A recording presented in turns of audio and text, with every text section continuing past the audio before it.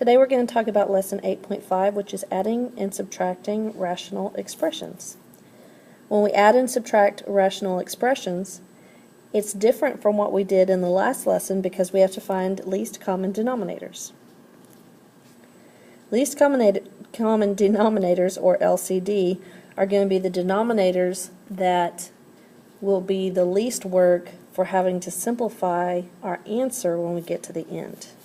So to find the least common denominator for rational expressions, we're going to follow 3 steps, or basically 3 different steps to go through this. The first thing is you're going to factor the denominator if it has not already been factored. The second step is going to be to look for common terms between the denominators, and when you find a common term, we're only going to use it one time. Then you're going to look for non-common terms, and you're going to put the non-common term in the denominator also. So we have these 3 steps. So we're going to look at an example of how we would do this. This is my denominator, and this is my denominator, and one of them is not factored. X minus 2 is already factored, but x squared minus 4 is not. Keep in mind from our factoring that if there's not a term here in the middle, then it's 0.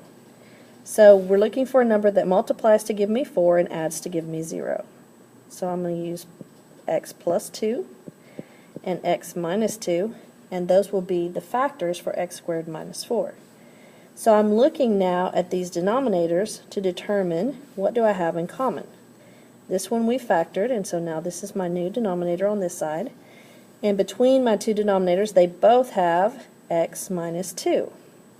So I'm going to write x minus 2 as part of my denominator because x minus 2 is what they have in common.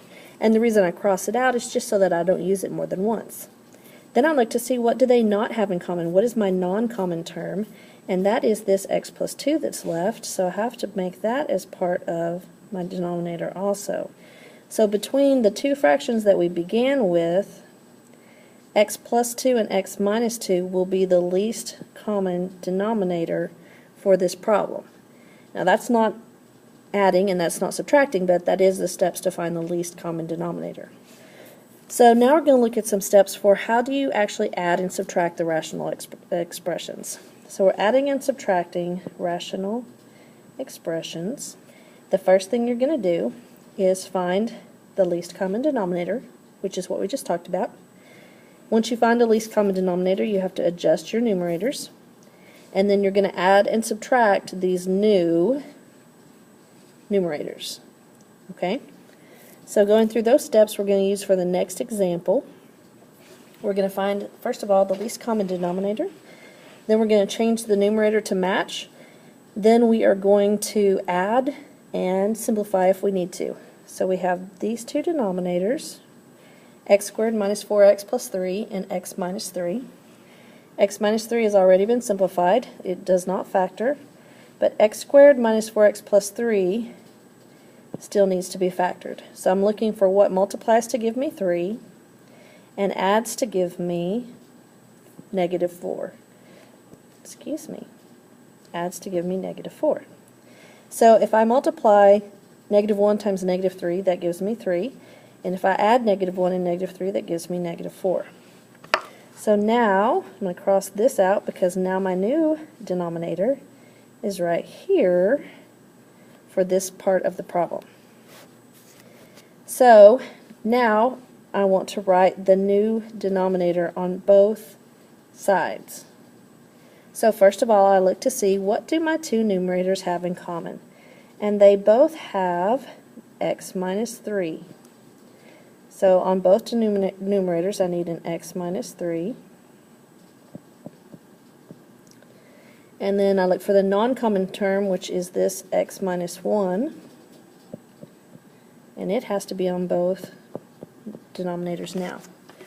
That's my least common denominator. I have that all taken care of. Now I'm going to look at my numerators. This numerator and this numerator. My old numerator was x.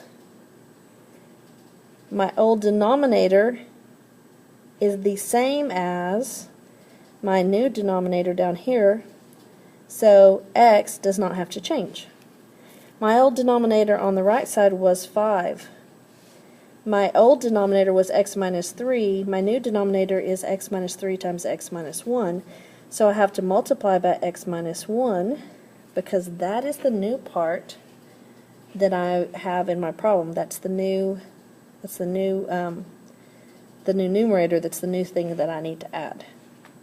So now that I've adjusted my numerators, I'm going to add my two parts of my problem.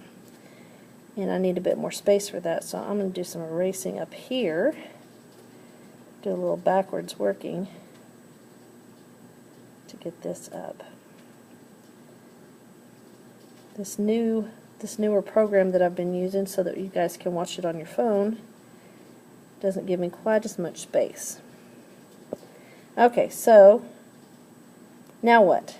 I have x over x minus 3 times x minus 1 plus, I'm going to distribute my 5, which makes 5x minus 5 over x minus 3 times x minus 1. Now I have simplified my numerators.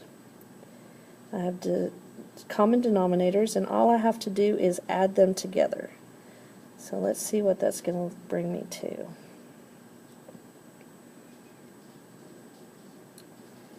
Alright, that gives me x plus 5x minus 5 over x minus 3 times x minus 1.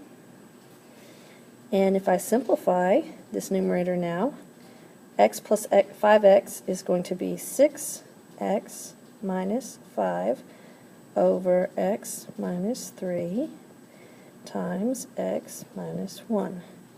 And that is the added rational expression, and that's as simplified as we need to go with that. So we have 6x minus 5 and divided by x minus 3 times x minus 1. Okay, so that probably was not quite as clear as you may have wanted it to be, so I want to do another example. And here's the next example that I've got. So first of all, I'm going to look at my three denominators, and there's really not anything to factor other than the fact that I want to say x squared is really x times x. So when I go to find a common denominator between the three terms, I've got to have an x, and so I have an x in two different places. So all of these have to have an x. And then I look to see what's next. I also have to have this x minus 2. That's a non-common term.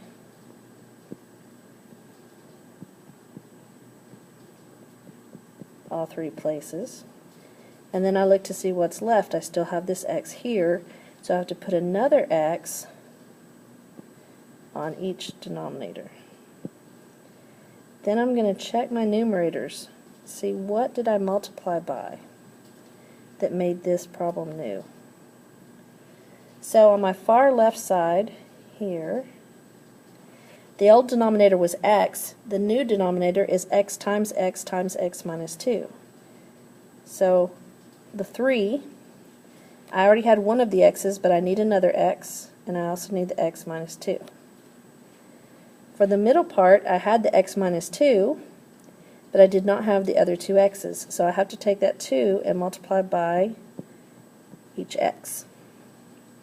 For the third fraction, I already had the x squared, or the two x's together, but I did not have the x minus 2, so I have to multiply my numerator 2 times x minus 2. So that's going to give me, once I distribute, 3x squared minus 6x over x squared times x minus 2 plus 2 times x is 2x squared over x squared times x minus 2 minus, distribute this 2, and I have 2x minus 4 over x squared times x minus 2.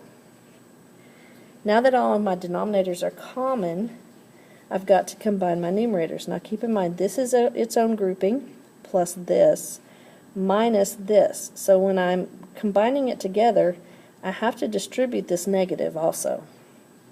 That gives me 3x squared minus 6x plus 2x squared minus 2x plus 4.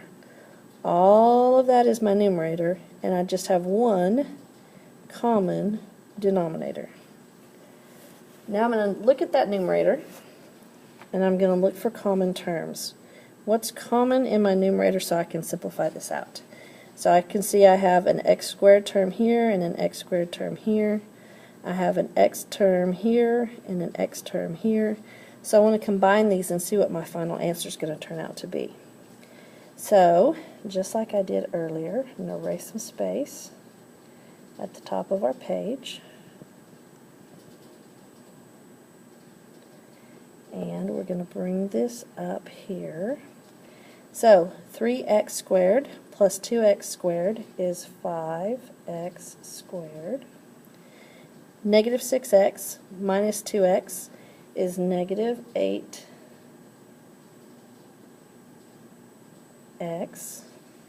And then that leaves me with plus 4. And my denominator is x squared times x minus 2. And that is my answer. Okay, feel free to back that up if you need to see it again to see where I got to that step. Your assignment's on page 130. Your problems are 1 through 12 all. I have a few hints for you. Number 1, you're trying to find a least common denominator here, and I just want to show you there's not anything common between these two denominators. So I have to have them both for the LCD. Number 5 already has common denominators. So if my denominator is already the same, all I have to do is 2 plus x, and I get 2 plus x over 3x plus 1. This is actually your answer right here. That's the actual answer. Number 11 has 2 plus x over x squared minus 2, and this happened in the last set of problems also. Anytime you have a whole number, if you put it over 1, this denominator on the left is 1. The denominator on the right is x squared minus 2. This cannot be factored, so you don't have to worry about factoring it. So if I have if my denominators are 1 and x squared minus 2, then my common denominator is just going to be x squared minus 2.